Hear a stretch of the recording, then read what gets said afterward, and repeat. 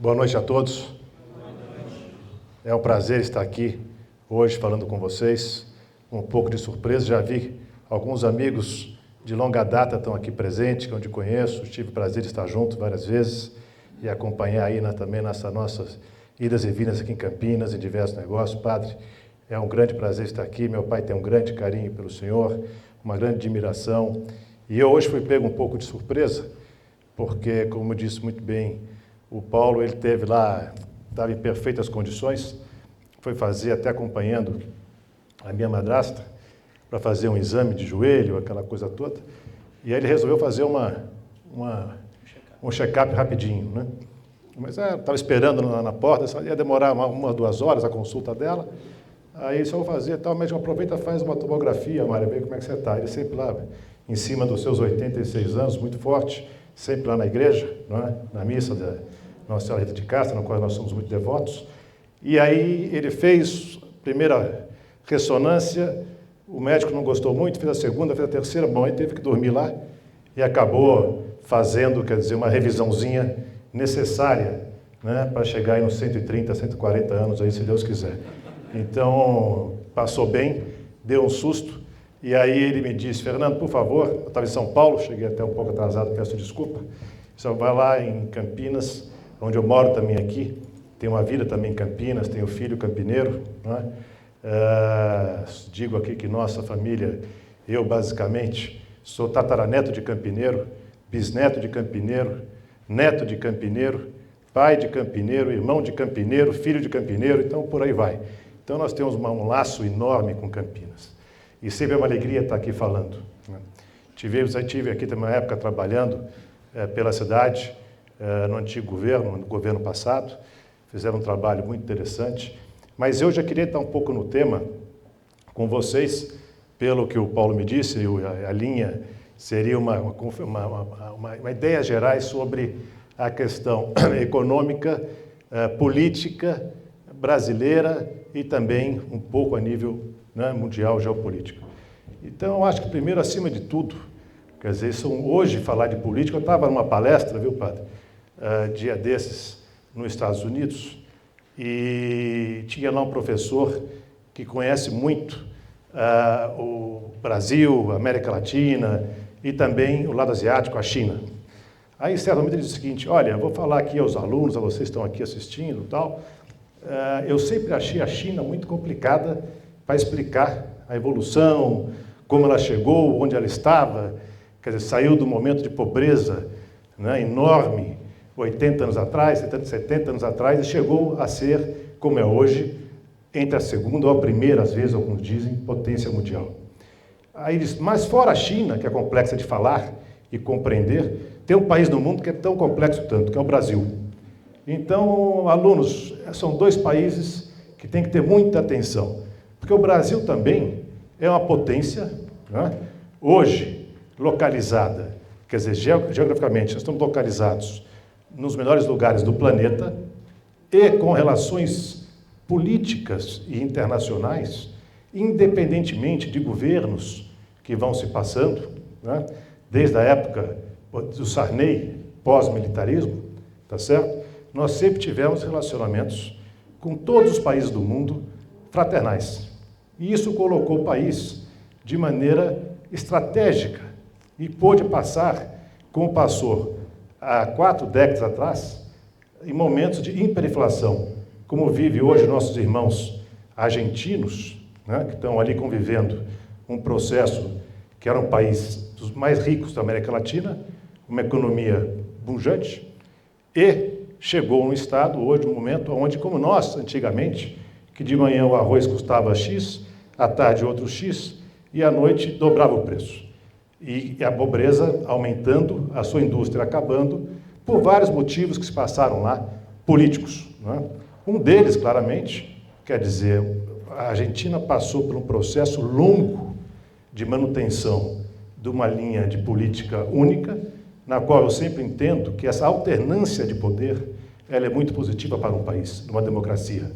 E a Argentina sofreu muito com isso, por ter mantido o mesmo poder durante muitos anos, e houve, numa linha, quer dizer, de pensamento um pouco mais assistencialista, né, no sentido de se colocando assim, e veio, por outro lado, um novo presidente hoje, que não sabemos o que será e como vai ser, mas com atitudes completamente opostas e que está, de certa maneira, não precisava ser tão, como é chamado na Argentina, tão como El Loco, né, é o apelido dele na Argentina, não precisava ser tão assim, do jeito que ele é, mas, por outro lado, vai se adotando caminhos que mostram uma nova Argentina para aqueles que tomarem a Deus, que eles tenham lá um caminho positivo.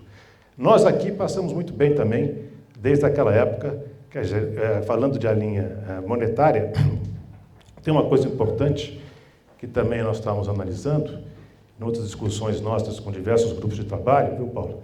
E Padre, e pessoal, é que se nós pensarmos bem, o Brasil, desde a época do Fernando Henrique Cardoso, ele vem sendo conduzido de maneira econômica por presidentes de bancos centrais com uma grande influência ou de segmento de banqueiros. Então nós tivemos o Plano Real, que foi conduzido pelo Fernando Henrique, que teve do outro lado da linha o Armindo Fraga.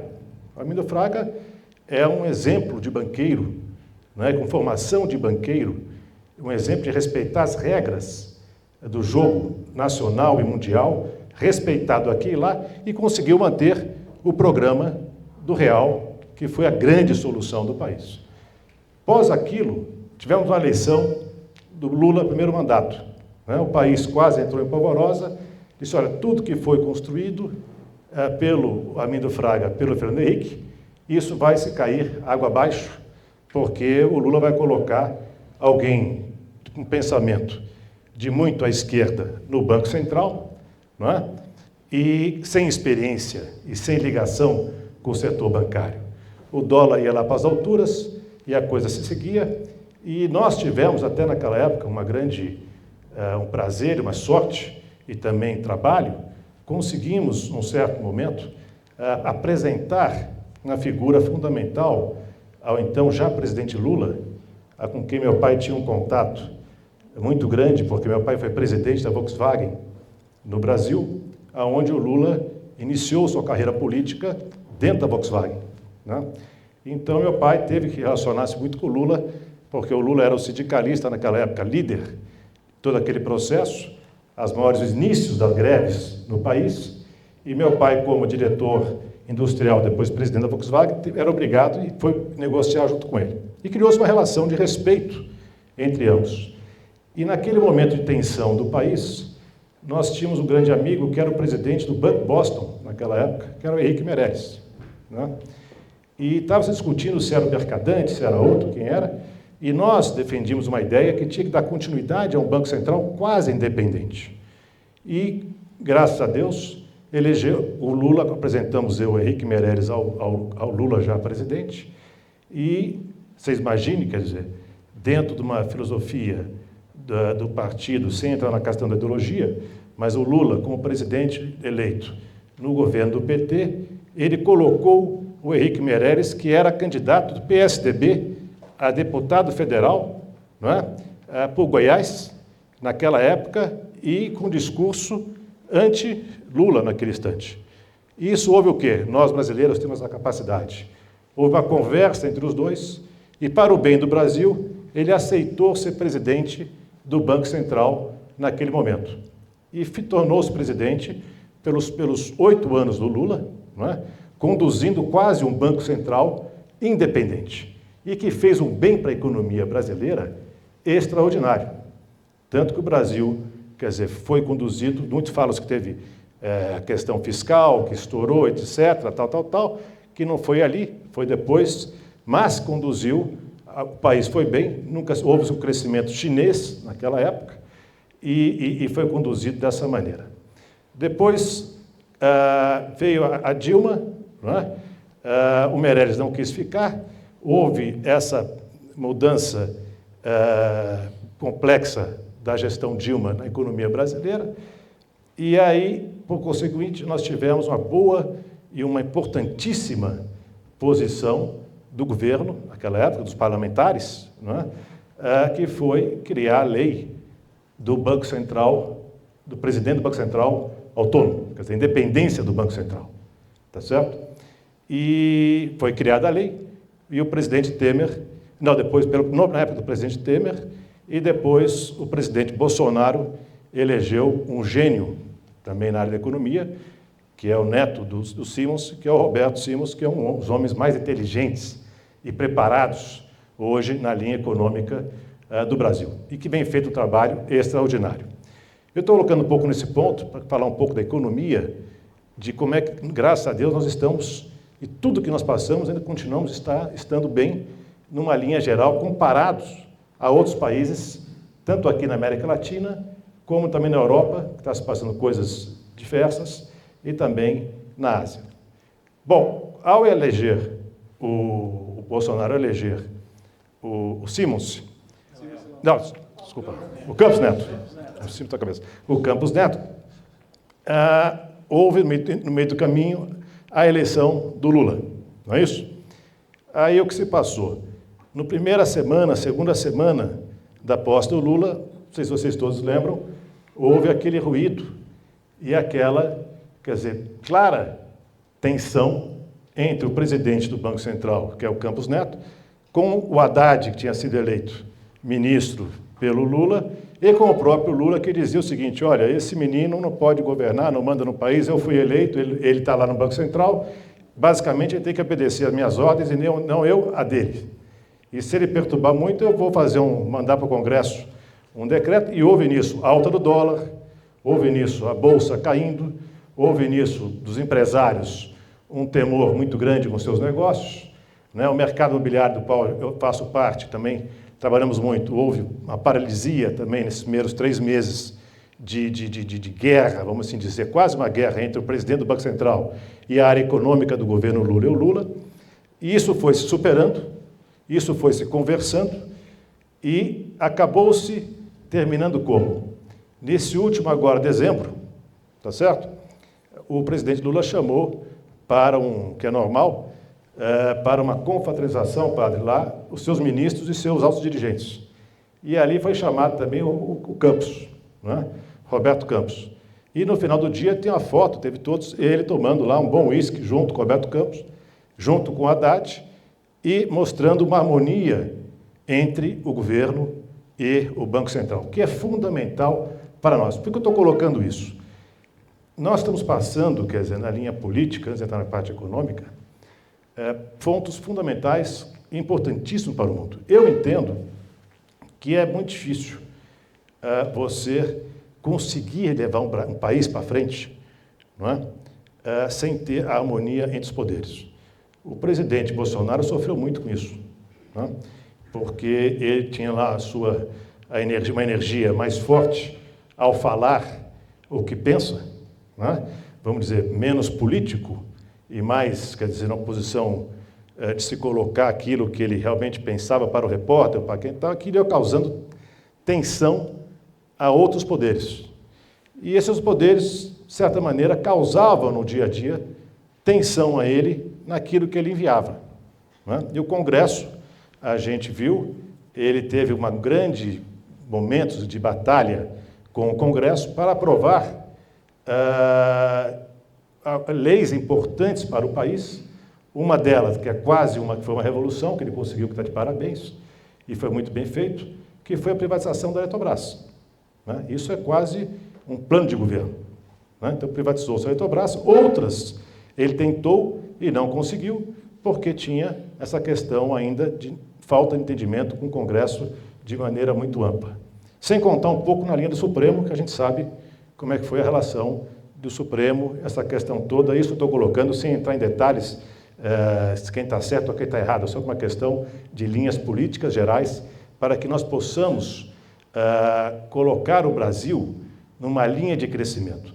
Porque não é possível nós levarmos o Brasil ou qualquer outro país no mundo, né, salvo a China, que tem um poder político diferente do mundo, não é? Num segmento de crescimento, sem que haja uma pressão, primeira da sociedade, que somos nós. Quer dizer, eu acho que esses últimos 3, 4, 5, 6 anos, né, padre, a sociedade evoluiu muito, porque nós éramos muito acostumados a ver pela televisão um programa político, votar naquele candidato mais simpático, menos simpático, não é? E ali ia e deixava. Eu acho que hoje não, acho que todos nós, de qualquer geração, eu tenho lá meu filho, tenho 5 filhos, e a minha menorzinha tem 8 anos, e ela já cobra e já fala, né? Diz, olha, pai, como é que é isso, como é que é aquilo? A minha mais velha, de 30 anos, já aperta já no caldo, já quer, é isso, briga e luta e fala, e já toma parte. Então, esses movimentos que nós, como sociedade, criamos no Brasil de maneira forte, isso vem ajudando muito para que nós possamos ter um Brasil melhor, um Brasil mais consciente, ter os políticos sob responsabilidade direta conosco, não é? Porque sem isso nós temos vários casos, quer dizer, de grandes, vamos dizer, fracassos econômicos e outros de gestões não brasileiras, gestões mundiais. Então, no primeiro ponto, que eu estou falando agora de Brasil para frente, eu estou vendo, quer dizer, nós estamos vendo um Brasil conversando com os poderes, não é? A parte de governo conversa com o Supremo, que se conversa com o Congresso Nacional, que é fundamental para que o Brasil possa caminhar, e isso vai passando. O que se passa com relação a tudo isso? Eu tenho uma grande amizade, meu pai também, e nós achamos que foi um grande presidente, e que foi o Michel Temer, né? O Temer, eu fui presidente do MDB, sempre tive uma linha empresarial, em um certo momento da vida eu resolvi fazer um pouco de política, e acabei entrando aí, ele me convidou, eu aceitei para ser presidente do MDB aqui em Campinas, depois vice-presidente em São Paulo, e também participando lá em Brasília. E o Temer, se a gente imaginar, foi um dos únicos presidentes de país no mundo, peço desculpa, a tecnologia aqui não está indo a nosso favor, foi um dos únicos presidentes de país do mundo, aonde só com 8 ou 7% de popularidade de um país, do tamanho do nosso país, Brasil, conseguiu aprovar uma das leis mais difíceis, que nem o Lula, com seus 60% no primeiro governo, conseguiu, nem a Dilma, nem o Bolsonaro conseguiram aprovar, e ele conseguiu aprovar com 8 a 7%. Não estou dizendo que isso ele é positivo ou negativo, que a capacidade que ele teve de falar com o Congresso Nacional, conseguiu aprovar aquela lei, a lei nova da trabalhista, que, se nós analisarmos hoje, no começo dizia-se, não, isso vai tirar emprego, isso vai gerar mais pobreza e tal. Hoje mostra-se que nós estamos a um nível recorde de desemprego no país, saiu ontem os dados oficiais, nós estamos com 7% de desemprego no país novamente, vem a ser a menor taxa de desemprego nos últimos 30, 40 anos do país, porque os empresários, os empreendedores, todos aqui os comerciantes, quem presta serviços, começaram a contratar novamente dentro de uma lei nova do regime trabalhista, porque ninguém aguentava, em certo momento, mais o que se passava dentro de uma contratação, o que se acontecia na Justiça do Trabalho com aquelas leis antigas. E conseguiu fazer. Isso também se passou com a lei da Previdência. Isso, ele com 7% de apoio da população brasileira. Muito bem, essa foi, do meu ponto de vista, foram as duas grandes temas que ele conseguiu passar, conversando com o Congresso Nacional. O Bolsonaro depois passou também a lei da Previdência, com boa dificuldade, mas conseguiu passar, mas com uma popularidade de 60%, 50%, 70%, quer dizer, aquela coisa, quando o presidente chega ao poder, como chegou o Bolsonaro também, como chegou naquela época do Collor, se a gente lembrar, que foi aquela loucura toda, que ele segurou o dinheiro de todo mundo, quer dizer, aquele ato, quando se conta isso hoje para alguém, todo mundo, não é possível que alguém fez isso num país, e foi feito, e com apoio de quem estava naquela época, com sofrimento nacional monstruoso, mas conseguiu fazer. Então, qualquer presidente com 80%, 70%, 60%, 70% nos primeiros 2 anos, consegue fazer no país muita coisa. E o Bolsonaro conseguiu fazer coisas extraordinárias, não negociando com o Congresso, como a gente sabe, uma negociação sempre muito dura, não é? E ele nunca fez uma negociação assim, mais política. Isso é certo ou errado? Mostrou-se no meio do caminho, quer dizer, ele está certo nos princípios, que eu concordo 100%, é você não fazer essa negociação de toma lá da cá. Mas uma negociação que venha para crescimento político, atendendo às questões econômicas, atendendo às questões sociais, atendendo às questões que tanto o país precisa, você é obrigado, num sistema democrático, senão não seria democrático, não seria uma ditadura, não é? A negociar com o Congresso Nacional. E para isso tem que ter paciência, habilidade e tem que ter seriedade. Mas com isso tudo você consegue conduzir o país para reformas estruturais importantes. Na parte econômica, falando um pouco disso, você veja que agora no Brasil, nesse último ano, nós estamos com números muito impressionantes. Quer dizer, o Brasil está com um déficit quase de 1% só, eu tinha aqui os números anotados, fiscal, na questão em relação ao PIB. Não é? O Brasil teve as suas reformas estruturais, quer dizer, agora voltando de novo ao tema de reforma, conseguimos passar uma reforma que há 50 anos, 40 anos também se discutia-se no país, que era a reforma tributária. Não é? Se nós imaginarmos que a reforma tributária passou neste ano passado, e os efeitos dela começarão a acontecer a partir do próximo ano, desse ano, do próximo ano, onde todo mundo vai sentir, porque no fim do dia, no primeiro impacto, ninguém consegue compreender bem o que significa economicamente isso. Vai se crescer mais impostos e vai se... Não. Qual é a ideia? Quer dizer, o governo, há 10 anos, há 15 anos atrás, ele tinha uma arrecadação de 22% do PIB. Então, na época lá, do primeiro governo do Lula, no final do Fernando Henrique, o Brasil tinha 22% do PIB, era arrecadação. O Bolsonaro largou agora com 17,7% de arrecadação. E este ano fechou com 17,3%. Então, está tendo responsabilidade dos presidentes. Tá certo? O Bolsonaro teve uma grande responsabilidade, o governo Lula agora vem mantendo essa responsabilidade, junto com o Roberto Campos, e isso mostra o quê? Para o Brasil e para os investidores lá fora? Seriedade fiscal. Porque sem isso ninguém investe no país. Não investindo no país, nós não temos renda. Não tendo renda, não temos novos empregos. Não tendo novos empregos, nós temos o quê? Mais pessoas passando dificuldade, mais condições, mais juros altos. Temos só mais complicações. Então, o que nós existimos hoje, colocando também na questão geopolítica?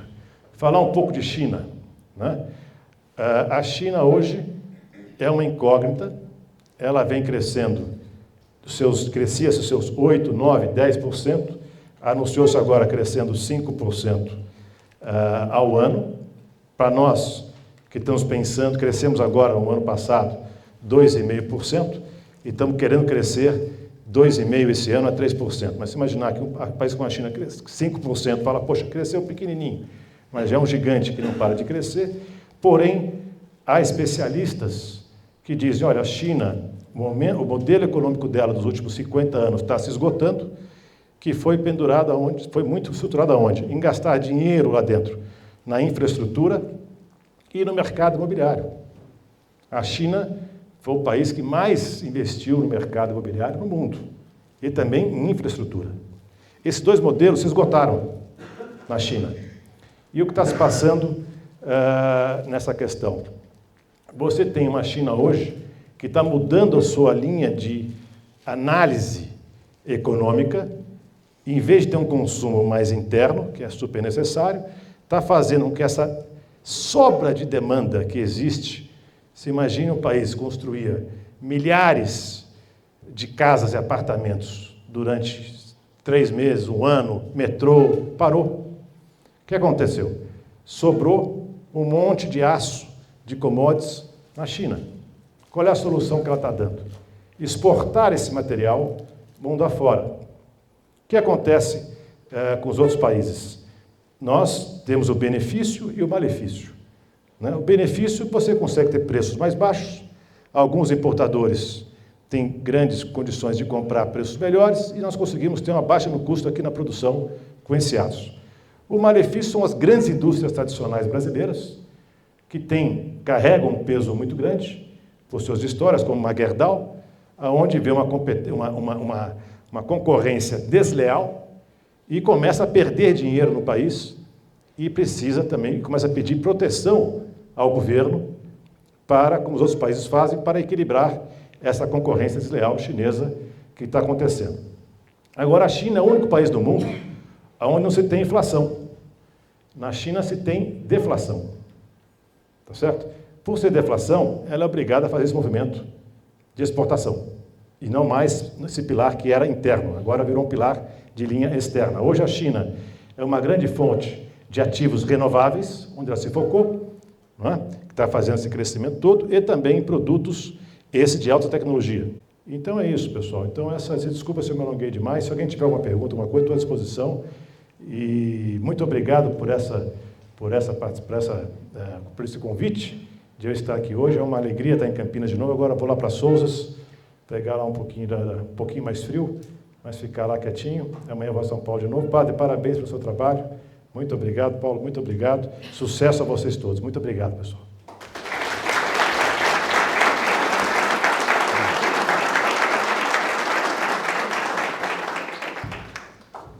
Perguntas, debates, sugestões? Posso? Não sei se chega, o microfone acho que não chega aí. Ah, lógico, dá. Tá. Fica mais fácil. Eu escutei bastante sobre os indicadores que você traz e eu entendo que o que você pontuou é aquilo que está se mantendo e aquilo que está menos pior, né? Mas a gente observa, no geral, que existe uma questão forte aí de consumo, né? Sim. Apesar do desemprego estar diminuindo, a gente vê um poder de consumo cada vez menor. Sim. Né? E isso está muito ligado à taxa de juros, à questão da inflação, que são coisas que a gente observa que é o grande desafio ainda do Brasil. Como é que você enxerga tudo isso? Isso é importante. É muito boa pergunta, porque vocês estão me escutando? Quer que eu fale por aqui? Não, melhor. Microfone, melhor? O seu nome é? Cássia. Cássia, muito prazer. É muito importante a sua pergunta, porque exatamente esse é um dos pontos que nós discutimos. Nós discutimos de um grupo de trabalho que nós temos, porque nós sabemos hoje que os piores índices da Bolsa de desempenho econômico no país são as companhias de varejo. Né? A gente pega a Magazine Luiza, pega a própria Casa Bahia, pega todas elas. Não tem uma hoje, mesmo a Riachuelo, que está tal. Por quê? Porque com essa alta taxa de juros, é impossível haver, um consumo sustentável. O que se passou? Aliás, não foi só um consumo sustentável, né, Cássio? Houve uma coisa mais difícil que isso.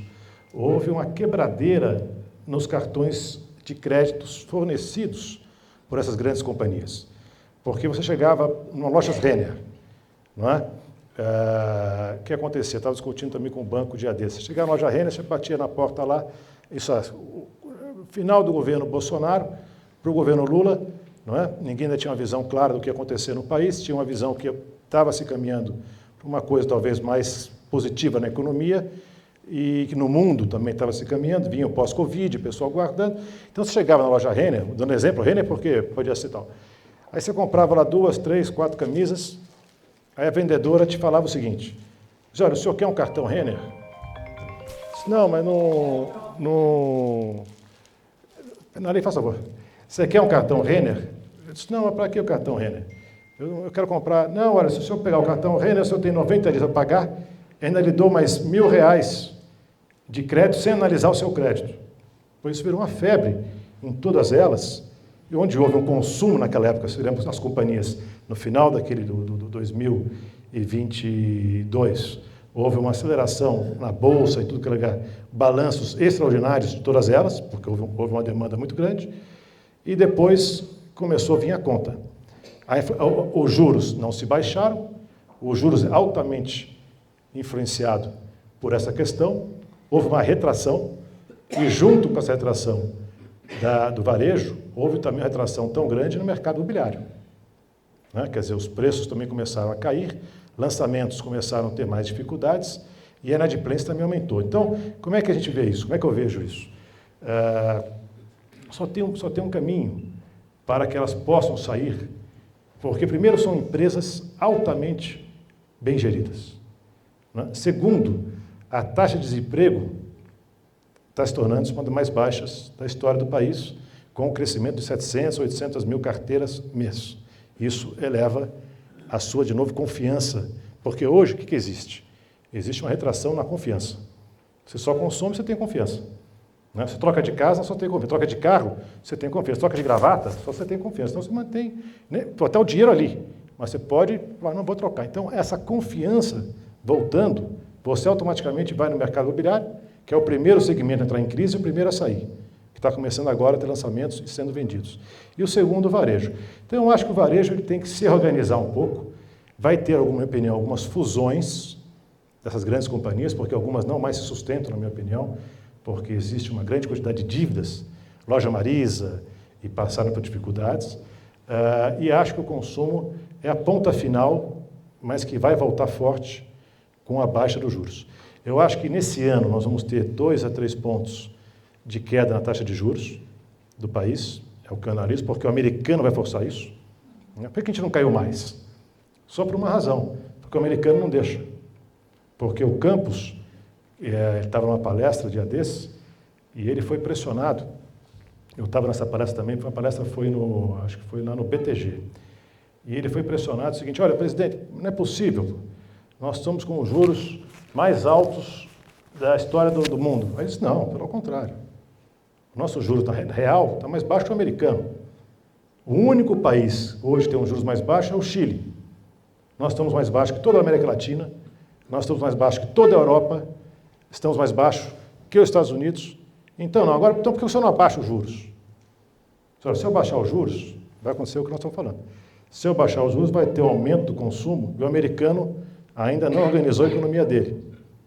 Então, eu tenho receio, nossa equipe tem receio, do Banco Central, se nós fizermos isso antes que o americano faça o trabalho final dele, que deve ser nos próximos 8 meses a 12 meses, a gente possa ter problema com relação ao dólar, porque começa a ter um descrédito aqui dentro, aí começa a ter uma saída de dólar, o dólar aumenta e vem um outro problema chamado fluxo cambial, aí começa a ter uma questão econômica complexa que acaba no fim do dia não ajudando ninguém.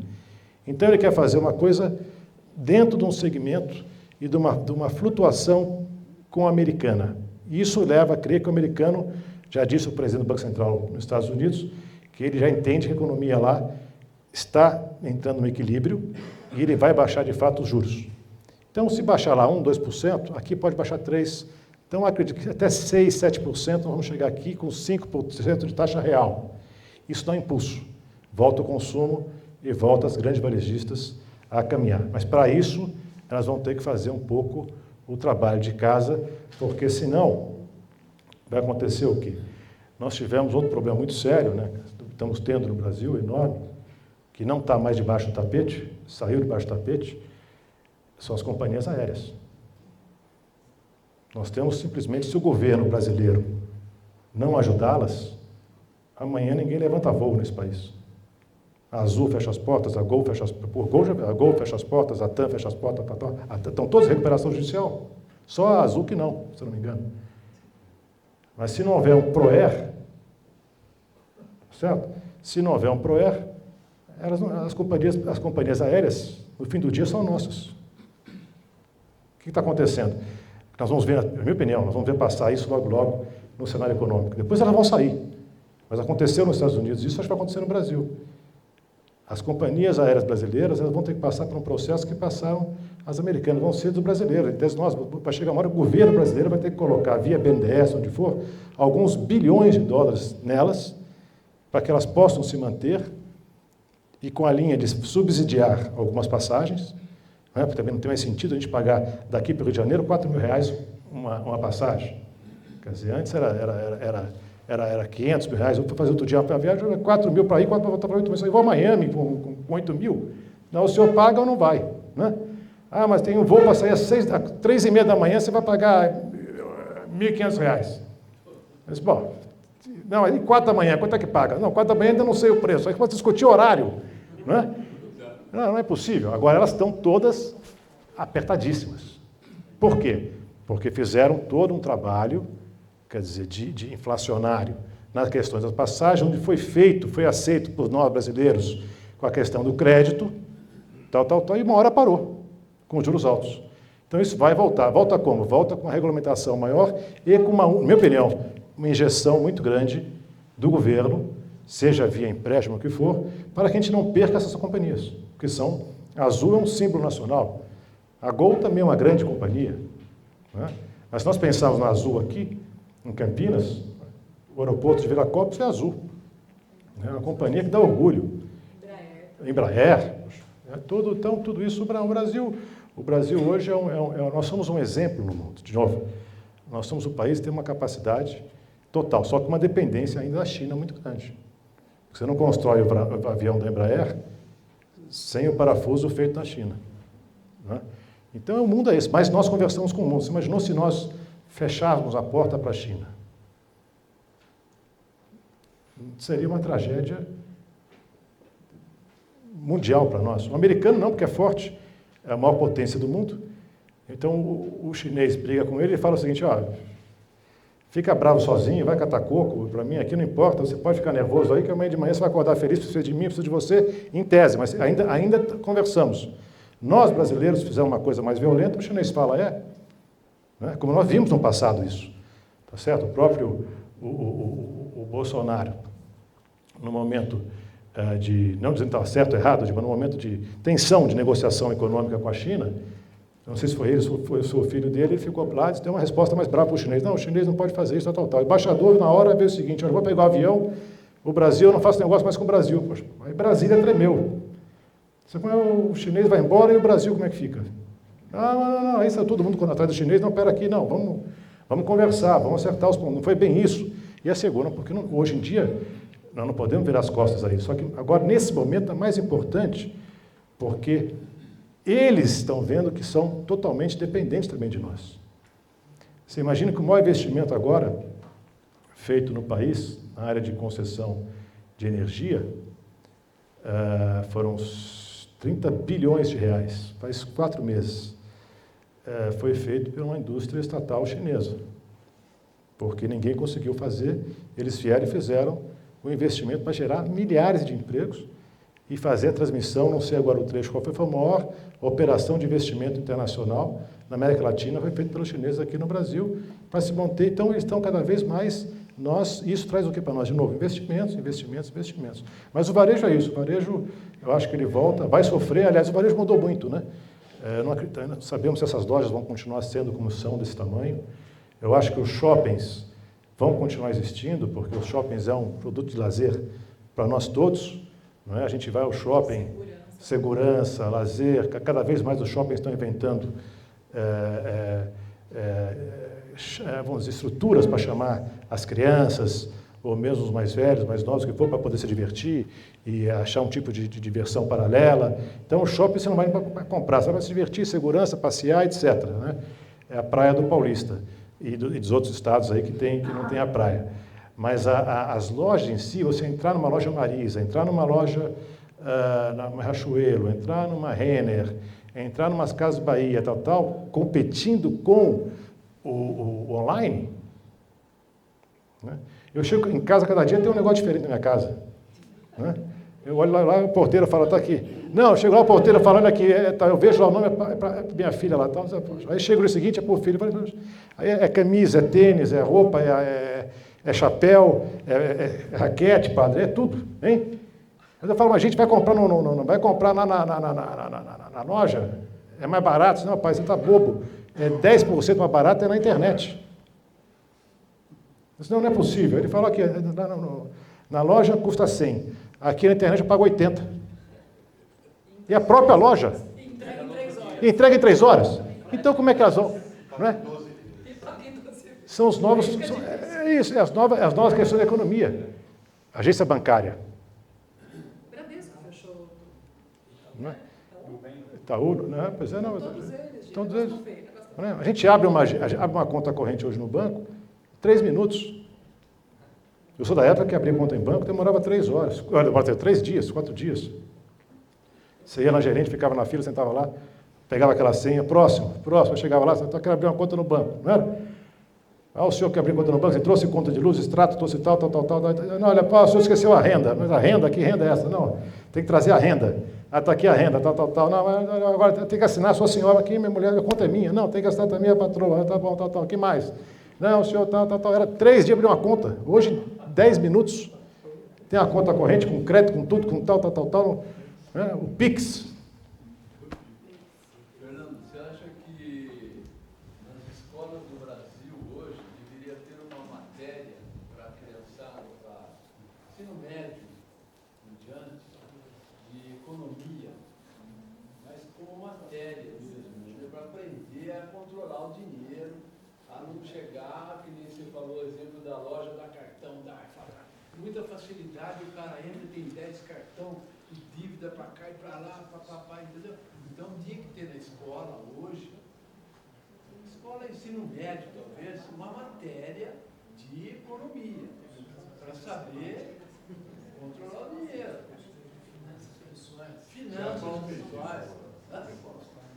O Japão fez uma reforma de ensino que entrou agora e consta isso. Então, tem que ter isso daí. Hoje em dia precisa disso, porque tem muita gente que fica deslumbrado, Eu acho que a linha do senhor é perfeitíssima. Eu acho que já está em prática, né? Eu tenho um exemplo específico sobre isso. Primeiro que eu sou, na área de governo, trabalhei aqui, vi muitas escolas municipais, como elas são geridas, muito bem, aliás, em Campinas, também estaduais, mas eu sou completamente contra o modelo de ensino que ainda se pratica no Brasil, que é aquele modelo, que é o modelo onde você tem a lousa, tem o professor falando como eu estou aqui, né?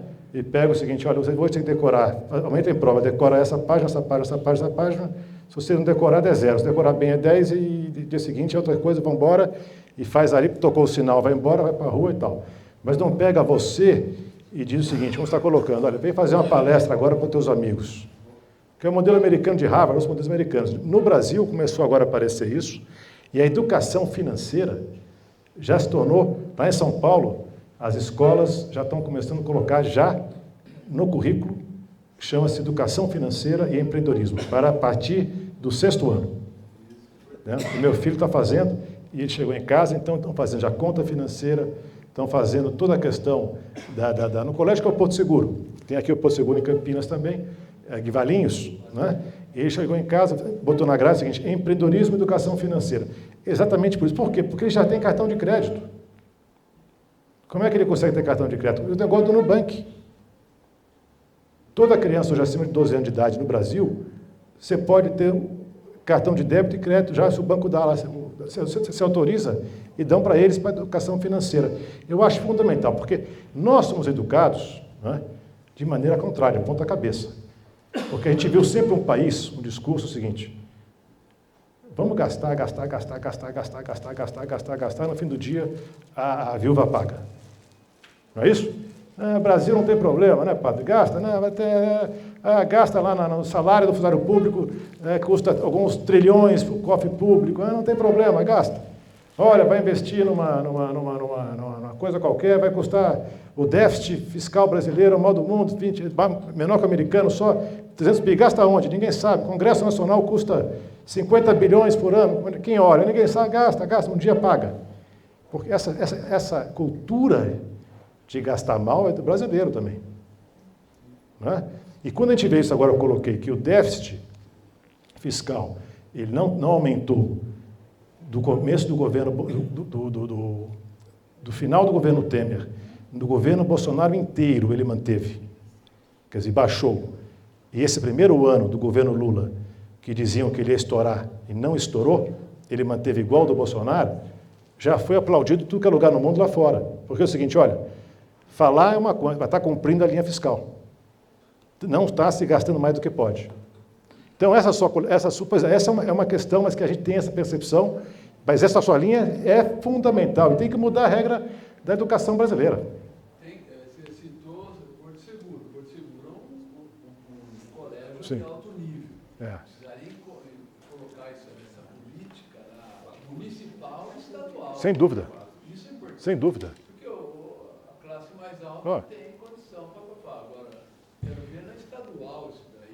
dia a dia, no municipal também. Quando eu estava na IMA, apareceu, aí vem aquelas coisas, nós temos que superar as dificuldades entre a iniciativa privada e com os benefícios da área pública. Lá na IMA, nós perdemos uma oportunidade fantástica para Campinas. Nós trouxemos para cá a Apple para conversar, e também a Google. Isso faz 2 anos atrás. Ela chegou o seguinte: olha, Fernando, junto até com o prefeito, disse: olha, nós vamos fazer aqui um investimento nosso, um piloto em Campinas. Nós vamos fazer quase uma doação de tablets para todos os alunos da escola municipal, da rede municipal, e vamos ensiná-los a utilizar o tablets, começando pelos professores, porque tem muitos professores que ainda não sabem utilizar da maneira que tem que utilizar. E esse programa deles foi feito nos Estados Unidos, foi feito em outros países com grande sucesso, com parceria. Não é? A espécie da fundação que eles tinham, onde não tinha contrapartida nenhuma, etc. Mas para você aplicar isso dentro de uma linha pública, sem que, aí que vem os problemas, sem que o outro lado fiscalizador, que é o Tribunal de Contas da União, que é a Justiça e que é outros fiscalizadores entendam que você não está fazendo um benefício para uma Apple, é muito difícil ainda porque a lei não é clara. Ah, não, então tem que fazer uma parceria público-privada. Não, mas a Apple não quer fazer parceria público-privada, ela quer fazer uma espécie de doação. Uma doação não pode, porque se ela tem que doar, por que não pode doar? Então tem que fazer uma concorrência para doar. Mas, pô, mas como é que eu vou fazer concorrência para doar? Eu tenho mais 2 anos de mandato. Se eu fizer concorrência para doar, eu não consigo fazer nada. Não, ou o senhor faz concorrência para doar, ou existe o risco de você responder um processo pro resto da vida por ter feito isso. Então ninguém faz. Que é um absurdo, né, padre? Estamos falando de 190 mil computadores, tablets, que iam ser entregues, mais educação financeira. Agora, tudo isso, a educação, nós temos que ter essa revolução para, quer dizer, a Singapura, se nós pudéssemos copiar o modelo que a Singapura fez para os seus cidadãos na área de educação, nos últimos 30 anos, nós teríamos um Brasil maior do que os Estados Unidos, maior do que a China. Eu acho que você falou das oportunidades, eu acho que a gente perde muitas oportunidades. Acho que o Brasil era para, seguindo esse exemplo, como Singapura, Coreia do Sul, era para estar anos-luz à frente do que nós estamos hoje. E eu queria trazer uma reflexão, talvez uma dicotomia, trazendo um pouco mais para o lado católico agora falando, que eu acho que quando você tem um país que ele vai ser mais austero, que ele vai incentivar mais o empreendedorismo, vai ter mais livre mercado, etc. e tal, eu acho que isso tudo você vai ter um ganho social muito forte. Um ganho no desenvolvimento social, o emprego, acho que vai ser acho que a melhor coisa que você pode fazer para uma pessoa no desenvolvimento. E parece que quando você vai para esse lado, às vezes parece que você está indo contra, né? Eu acho que o lado, quando você vai para um governo mais social, com mais corrupção, com mais gastos, com menos austeridade, você, por outro lado, parece que é o lado assistencial, assistencialista, e eu acho que isso é o pior para a população, né? Para eles. Logicamente que você vai ter, talvez, uma minoria de pessoas que você realmente precisa dar todo o apoio possível, né? Então, eu queria trazer uma pergunta que eu acho que eu vivo um pouco esse dilema desse lado católico nessas reflexões. Seu nome é? Cristiano Vale. Cristiano Vale. Cristiano, eu vou dizer para você uma coisa engraçada. Nós, como cristãos, né, e essas mesmas, quer dizer, como você colocou muito bem, o que você colocou é aquilo que eu acho que boa parte de nós, né, temos aí uma condição mais privilegiada que nos leva, quando chegamos em casa, a refletir e a ter o peso na consciência quando a gente vê, tipo em São Paulo, tá? Às vezes você passa numa Faria Lima, aqui no Cambuí, uma Maria Monteiro, não é? Outros lugares, tal, você vê crianças de 5, 6, 7 anos, 8 anos, ali, deitado do lado da mãe, e aí não importa se a questão vem, bom, é a droga que causou isso, é o crack, ou é tal, é aquilo, mas o fato é que nós estamos vendo aquilo acontecer e às vezes aumentando em alguns pontos. Por quê? Porque eu acho que no fim do dia é educação, é tal, tudo você colocou muito bem. Eu tive outro dia uma conversa com o Dória, né? O Dória, todos nós acompanhamos, foi eleito governador, uma esperança para nós todos aqui em São Paulo, fez um governo sem corrupção, fez um governo, quer dizer, sem nenhum tipo de escândalo, não é? E depois perdeu a sua popularidade, vamos dizer, por questão política. Mas ele disse uma coisa que me chamou a atenção, né? Eu entrei no governo, a minha cabeça como empresário, empreendedor, eu entrei com ela 100% na cadeira de governador como se eu fosse empresário mesmo. E eu, quando vinha alguém falar comigo da assistência social, o secretário que eu coloquei lá, disse, poxa, tal, governador, temos que dar uma mão ali, fazer uma coisa mais, qual é o orçamento? O orçamento é, sei lá, 1 bilhão. Queria que o senhor colocasse mais 100 milhões, porque vamos ajudar aquela casa de saúde, aquela casa dos idosos, vamos ajudar aquela casa de AIDS, vamos ajudar aquela casa do sei lá o quê. Tá, não, isso aí tem que se virar sozinho. O Estado não pode ser paternalista, porque isso aí não gera riqueza, isso gera mais pobreza.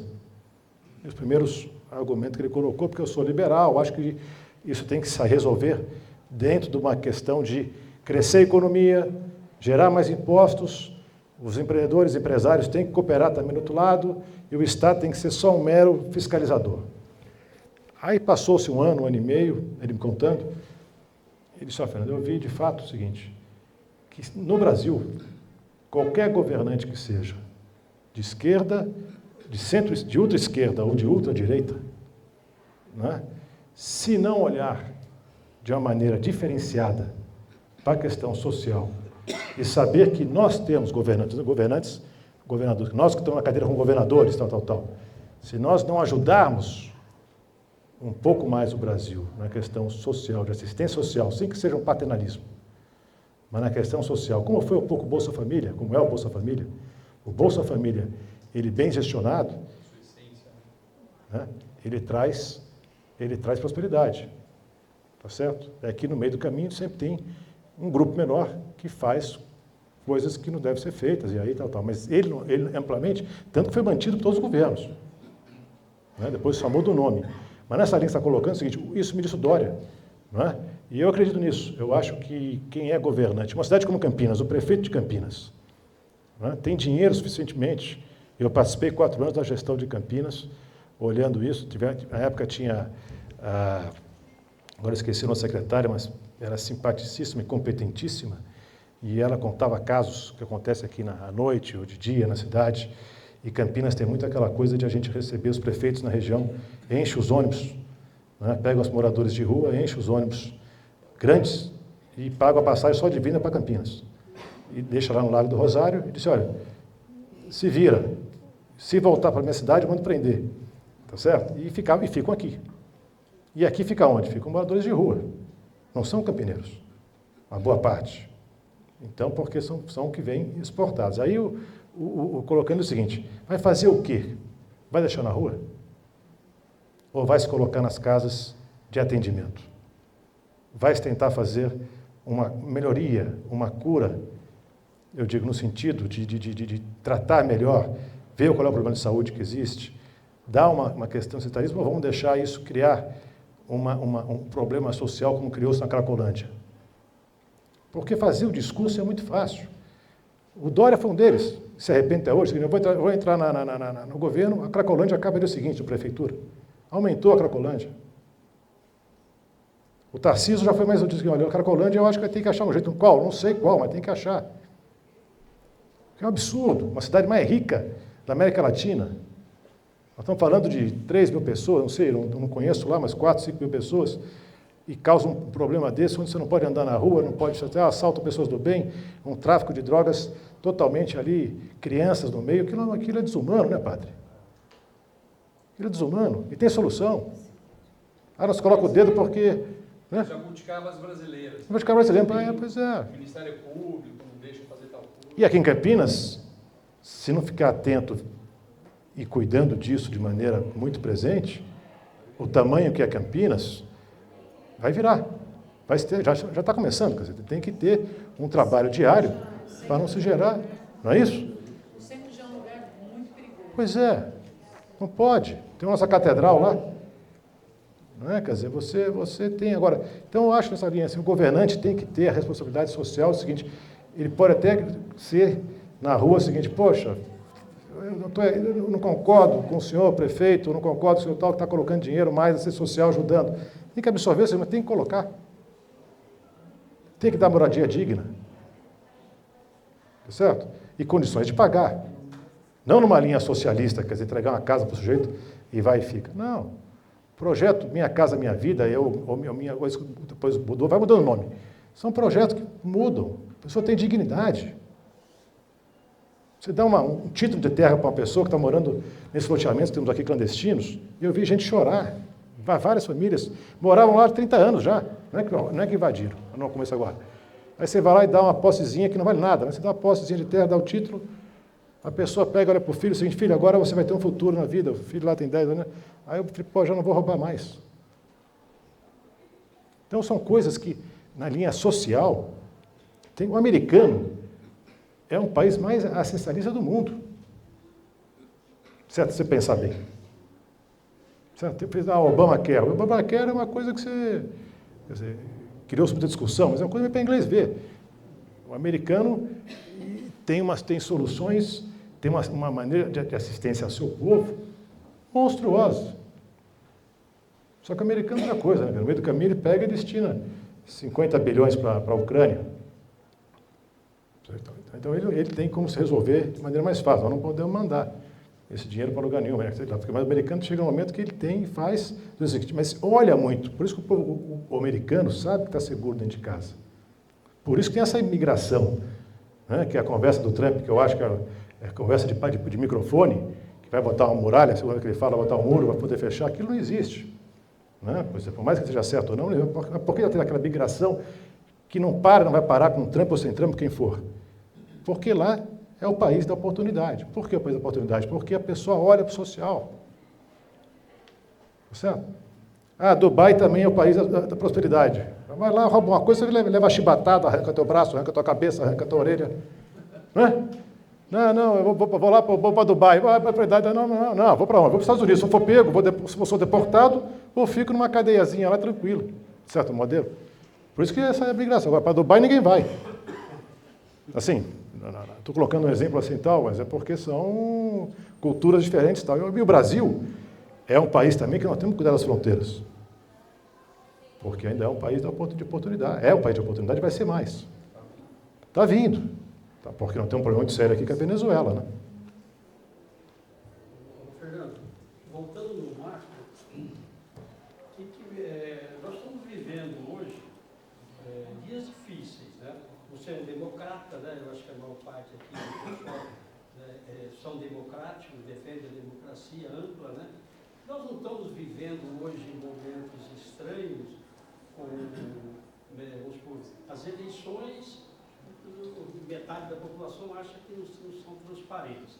A mídia está controlada, né? A mídia está controlada. Existe uma perseguição ferrenha. Talvez, né, hoje nós vimos na Rússia lá, né, lá não tem oposição na Venezuela. E você não acha que nós estamos também, eu não sei se o parlamento tem força, porque hoje nós temos uma Suprema Corte que é parcial. E nós temos a mídia controlada. Nós não estamos num caminho perigoso? Você não tem opinião? Pergunta de opinião Estamos gravando, não. Zaqueta, né? Zaqueta é um querido amigo. Eu acho que está querendo me ver lá em Brasília, lá na Polícia Federal, hein, Zaqueta? Hein? Acho que o Zaqueta está querendo me ver. Está querendo me ver. O Zaqueta está querendo me ver. Está querendo me ver. O Zaqueta está querendo me ver lá.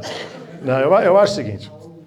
Eu acho que Zaqueta, o que você colocou nós vivemos momentos muito complexos nas eleições que se passaram há 1 ano e 4 meses, não é isso? Quer dizer, foi 1 ano e 4 meses. Começou-se a discussão antes. Né? Eu acho que, primeiro, de novo, eu sou um democrata, acredito na democracia, sempre acreditei, e é o que eu quero para meus filhos e para meus netos. Isso é o primeiro meu sentimento, independentemente se o meu candidato perde, eu ainda acredito na democracia, certo? Isso passa-se a nível municipal, estadual ou federal. Quer dizer, eu tenho você como meu candidato a presidente aqui, e se você perder a eleição e vier um outro que é completamente que eu não gosto, que eu acho que vai afundar o país, eu vou respeitar esse outro, esperar 4 anos para tentar colocar você no lugar de novo, certo? Agora, eu acho que esse processo não é só no Brasil. Nós não estamos vivendo isso só no Brasil.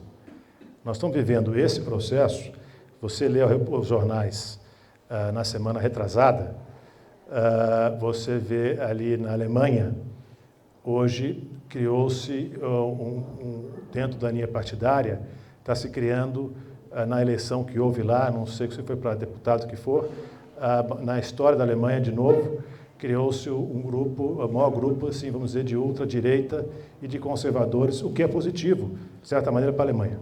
Né? Estou colocando porque está balanceando a questão dos poderes na Alemanha. E depois do pós-guerra, evidentemente que houve, a esquerda tomou-se muito poder, uma questão natural. Não é? Você pegar, fora da Alemanha, você pegar ali na França, que sempre foi um país socialista, certo? Foi de centro socialista sempre, desde a época de Mitterrand, sempre foi. A direita também vem crescendo bastante. Mas vem crescendo como nesses países?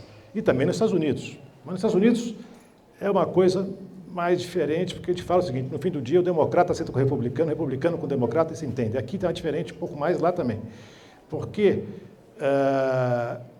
tem que se chegar no momento, a Itália está um bom exemplo, a Itália elegeu a Meloni, que é de direita, né? E ela vem conduzindo conversas com pessoas, agora se eu não me engano, até junto ligado ao Oriente Médio, ela teve alguma atuação, de esquerda mais para a esquerda ainda. A Meloni conduziu uma negociação que ela viu que era para o bem da Itália e para o bem da Europa. Então ela teve essa capacidade de falar. Então o que eu penso é o seguinte aqui no fim do dia. Eu acredito na democracia, acredito no diálogo, não sou favorável aos excessos. Excesso de quem? Eu não sou favorável ao excesso do Roberto Jefferson. Tá certo? Aquilo que o Roberto Jefferson fez foi um modelo de excesso que eu não sou favorável como brasileiro. Certo? Você chegar lá e meter bala no policial que foi levar uma notificação. Então, aquilo eu não posso concordar. Tal. E excessos como dele, se for repetidos, eu também não vou apoiar. Agora, debater, colocar as questões de maneira mais contundente, seja de um lado ou seja de outro, isso é para o bem da nação. Desde que não se saia, no fim do dia, com um tiroteio. Porque aí nós vamos entrar num estado diferente de regime. Vamos para o regime de exceção. Não é? Agora, houve, do meu ponto de vista também, por parte do governo anterior, alguns pontos que ele poderia ter respirado um pouco mais fundo. Certo? Quer dizer, até para a eleição dele ser mais tranquila. Eu acho que, você veja uma coisa, o que o Trump fez anteontem? Não sei se você acompanhou, vocês acompanharam. O Trump teve uma condenação muito séria, que vai repercutir muito para ele e para os filhos dele, com má gestão nas empresas dele em Nova York. E ele foi condenado a não mais presidir nenhuma companhia americana, ter que pagar uma multa de 250 milhões, e os filhos também, etc., tal. Isso ele falou o seguinte, não, isso é uma questão que não é política, e vou pagar, e vou recorrer, tal. Mas o que ele fez na linha política? Coisa que o Bolsonaro não conseguiria fazer porque o Trump não fez isso no passado, na minha opinião. O Trump, para garantir os seus direitos políticos, ele foi à Suprema Corte Americana, faz uma semana, e pediu lá proteção para a Suprema Corte Americana para não ser preso ou condenado antes da eleição final nos Estados Unidos. Por que ele fez isso? Porque ele sempre manteve um diálogo, está no jornal do New York Times, se você ler, ele sempre fez um diálogo construtivo com a Suprema Corte Americana, independentemente de quem tivesse eleito o juiz da Suprema Corte Americana. Né? Se fosse o Obama que elegeu, ou se foi o Biden, ou se foi o Bush, ou se foi democrata, republicano, independente de quem elegeu lá o ministro do Supremo, é vitalício. O nosso aqui se aposenta ainda, mas lá é vitalício. Mas ele foi lá, e os jornais dizem o seguinte, olha, ele ainda foi caiu na mão de um juiz da Suprema Corte que é nomeado por ele. Por coincidência, sorteou, e o juiz que vai julgar o caso do Trump, essa ação, é um juiz da Suprema Corte que foi nomeado pelo Trump, que é um juiz novo lá, onde já se declarou, não impedido, o seguinte, eu sou o juiz da Suprema Corte Americana. Vou julgar ele de maneira independente. Então, aqui é o seguinte, aqui todos nós lembramos dos episódios da Avenida Paulista. Tá certo? Aquele momento onde aquele nível de provocação que houve entre os poderes, evidentemente, quer dizer que isso é um preço que vem vindo, quer dizer, eu acho que isso aí é uma coisa que teve a Paulista, depois teve os atos de 8 de janeiro, tal, então tudo isso é uma questão, quer dizer, jurídica muito complexa, mas aonde esse afrontamento do executivo com os judiciários aqui, então, eu acho que criou muitas dificuldades para que qualquer pessoa possa responder essa tua pergunta. Eu, como brasileiro, quer dizer, de novo, eu quero a democracia. Né?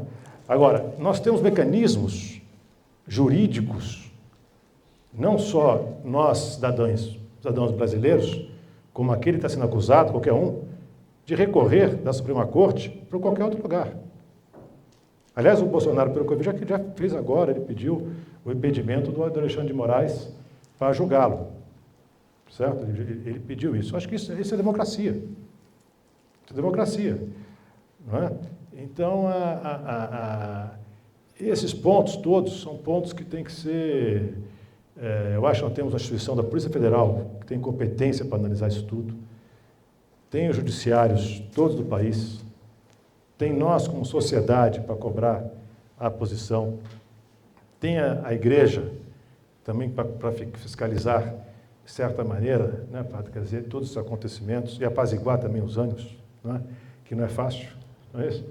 Então, é um pouco nessa linha. Eu acho que eu não tenho opinião formada, mesmo porque, Janqueta, de novo, eu prefiro votar agora nas eleições para prefeito, para vereadores, em aquele que eu acredito, no partido que eu acredito, para que isso possa se refletir nos próximos 2 anos na eleição presidencial, prefiro colocar aquilo que eu penso, aquilo que eu imagino para o país, aquilo que nós, como sociedade organizada, pensamos, do que insistir assim numa tecla que já foi um pouco desgastada e colocada por diversos segmentos da sociedade, inclusive do próprio Exército. Não, Fernando, mas já faz 1 ano e pouco, isso passou. Sim. Eu estou dizendo, de hoje para frente, não seria hora já de apaziguar, de deixar de ter imprensa, voltar à imprensa livre,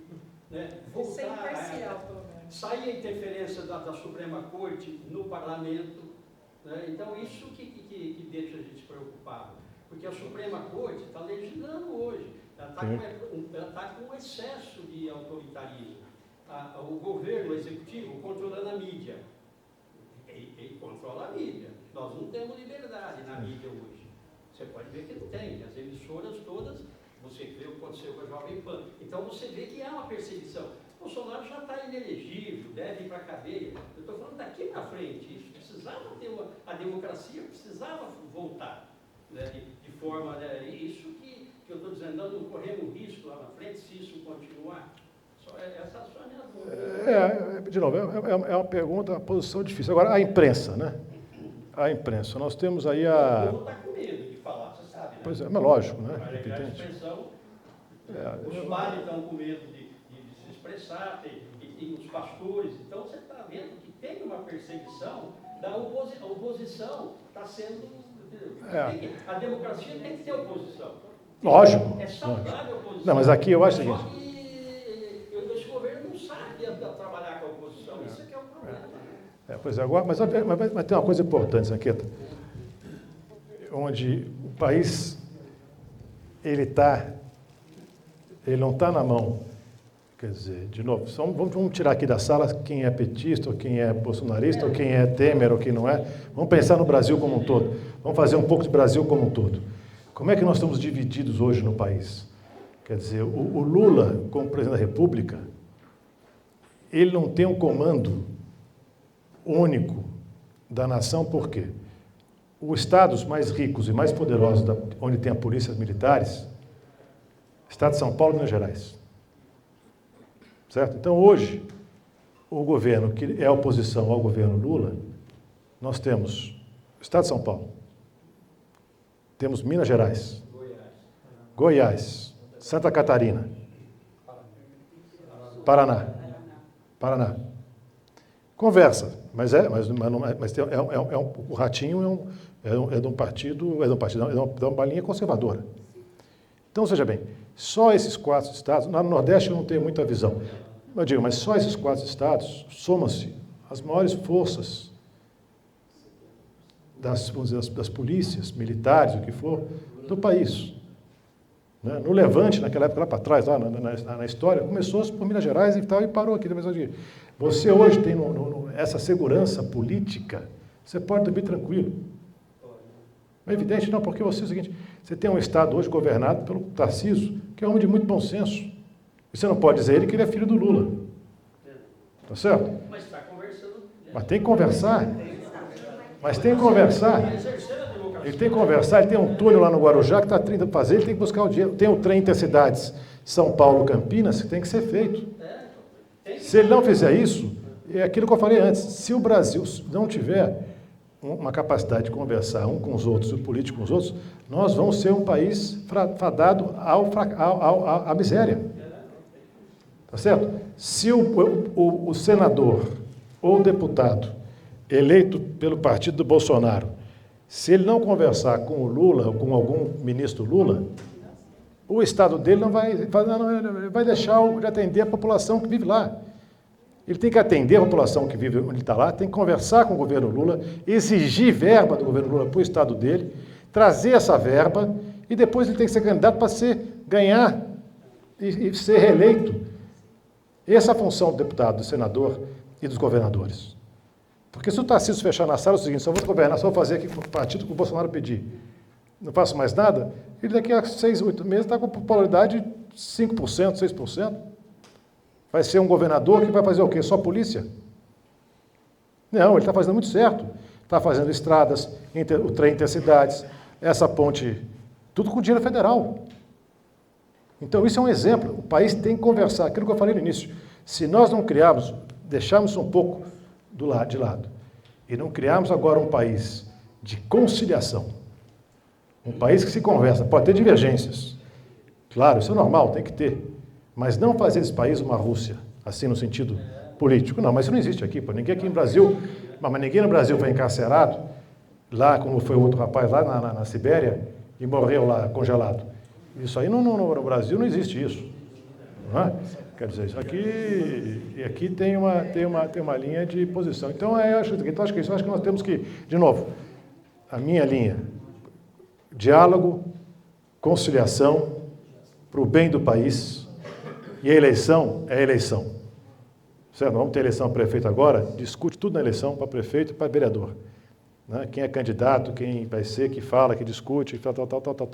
E assim vai para o presidente, assim vai tal. Essa é a minha linha onde eu acredito. Tá? É isso aí, gente. Imagina, tá? Desculpa se eu alonguei aí. O filho é melhor do que o pai. Não, nunca. Jamais. A gente Brincadeira. aprende. Muito obrigado, viu? A DCE, é bom que vocês deem uma pesquisada. Acho que muita gente já sabe que é a DCE, né? Tem uma história, é uma instituição importante. Paulo tinha um sonho de 20 anos de fundar a DCE aqui em Campinas. Esperou e chegou o momento, né, Paulo? Então, esse é o nosso espaço, a gente promove palestras com pessoas importantes. Eu estava pensando aqui, Fernando, que falar de política e economia no Brasil atual não é fácil, não. Não. Você foi muito inteligente. Não, obrigado, porque, imagina, a gente aprende. porque agradar aqui as várias maneiras de pensar e essa polarização que existe, na minha opinião, não é qualquer um que consegue dar uma palestra e até aceitar perguntas que são, assim, né, perguntas provocadoras. Então, parabéns e muito obrigado. Tenho muito carinho pelo seu pai. A gente E ele ficou também, amigo, ele assim. também. E sei que tem o Fernando, tem o outro filho, Tem o Álvaro e o Mário. Álvaro e Mário, né? São quatro, São né? 4. Então, a nossa próxima palestra vai ser dia 25 de março. Foi convidado o prefeito, doutor Dário Saad. E vocês também podem nos ajudar dando sugestões de pessoas, né? Cadê o Ítalo? O Ítalo está aqui? Ele foi embora. Ele já foi embora. O Ítalo ele é o diretor do Correio Popular, então a gente também tem interesse em convidá-lo para dar uma palestra aqui sobre comunicação, sei lá, né? Fake news. Fake news, etc. Né? Vocês também podem dar ideias para ele. Nós estamos montando ainda uma diretoria. O Paulo é o diretor, o Erwin Paulo, vem aqui. vice-diretor. Quem mais? Cadê a Érica? É o pessoal que faltou. Ah, tá lá. Legal. Design. A sua filha não veio hoje, Paulo? Não, todo mundo doente hoje. Todo mundo doente, né? Cadê o... Sumiu um aí. Então, a ideia, assim, eu gostei muito hoje, porque o tema é muito difícil e a minha ideia não é que aqui seja um bloco de um partido, de outro, de uma tendência ou outra, mas que seja um espaço para diálogo, para a gente aprender, para a gente crescer junto, não é? Então, essa é a diretoria que está se formando. Eu sou, me chama, diretor espiritual, né, Paula? Assistente espiritual, né? A DC é uma organização mundial. Começou na Bélgica, em 1931. Beleza. Chegou no Brasil em 61. E tem congressos mundiais, internacionais, reuniões, então é muito interessante realmente, né? É isso aí, não sei se o Paulo quer dizer mais alguma palavra, então, obrigado, né? E boa noite para todos vocês, viu? Hoje a DCE, só para vocês terem uma noção assim, agora em março nós temos um retiro em Aparecida do Norte. A DCE foi uma entidade, como o padre disse, fundada, na verdade foi fundada na França, ela é a sede mundial em Bruxelas e ela tem espalhada pelo mundo todo. Nós estamos aqui iniciando esse trabalho, eu sou membro da DCE há 40 anos, estamos no início, mas cada vez a sala se enchendo, sempre os temas e os debates muito interessantes. O Mário Garneiro mandou um recado dizendo que ele volta, que ele virá aqui quando estiver bom, né? O prefeito vem, depois, o mês de maio, nós temos uma programação voltada para as mulheres. Vamos ter debates e tudo mais focado nas mulheres. Nossa diretoria tem muitas mulheres, já é um início diferente. E eu gostaria, quantas mulheres aqui presentes hoje? Vamos contar? Bastante. Bastante. 10 mulheres, não tem mais de 10 mulheres? Vamos ver. Eu tenho 10 presentes para as 10 mulheres. Algum aniversariante hoje? Então, me procurem no final, por favor, que tem um brindezinho para as mulheres. Ok? E para o Fernando, eu vou agradecer a palestra, vou dar um guarda-vinho, um porta-vinhos para ele. Poxa, fantástico. Muito obrigado. Muito obrigado. Obrigado, viu, para vocês todos. Foi um prazer. Obrigado. Obrigado. Tirar uma foto.